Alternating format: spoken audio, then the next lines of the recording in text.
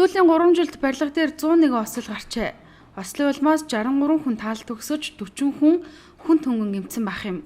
Өөрөөр хэлбэл хөдөлмөрийн аюулгүй байдал хангаагүйгээс хайхрамжгүй хандлагаасаа болж барилгын компаниуд 63 хүний эрдэнэ тамхи төржээ.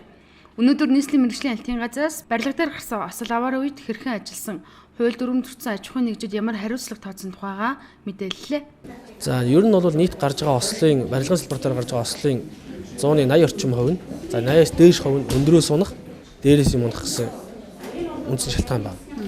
Энэ нь бол холбогдох хөдөлмөрийн аюулгүй байдал, эрүүл ахуйн тухай хууль, за мөн хөдөлмөрийн аюулгүй ажиллагаатай холбоотой эрх зүйн зохицуултууд бий, холбогдох өрнжөөр эдгээрийг мөрдөж ажиллагаатай холбоотой гарч байгаа үндсэн шалтгаан байна.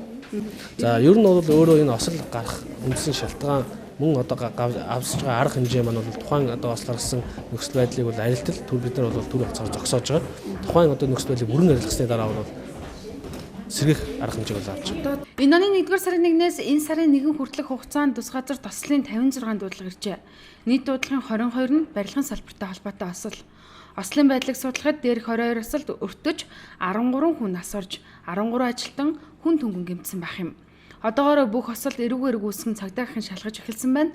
Харин хоёр барилгын компани үйл ажиллагаанд улсын байцаагч активчиж зогсоожээ. Ханга хотхоны бэрэн гэдэг захиалагчтай Максис гэдэг компанид осол гарсан. Энэ осол 4 давхраас балкон дээр нэлээд их бараа хураасан байсан. Тэгээд тэн дээр доороос юм авахдаа хүчиндээ арагшаа унсан байгаа. Энэ осол дээр хүн нас ороогүй гинцэн одоо эмнэлэгт хэвтэж байгаа, амжилуулж байгаа. Манайд бол авсан арга хэмжээ бэрэн компани захиалагчийн хувьд албан шаардлага өгсөн.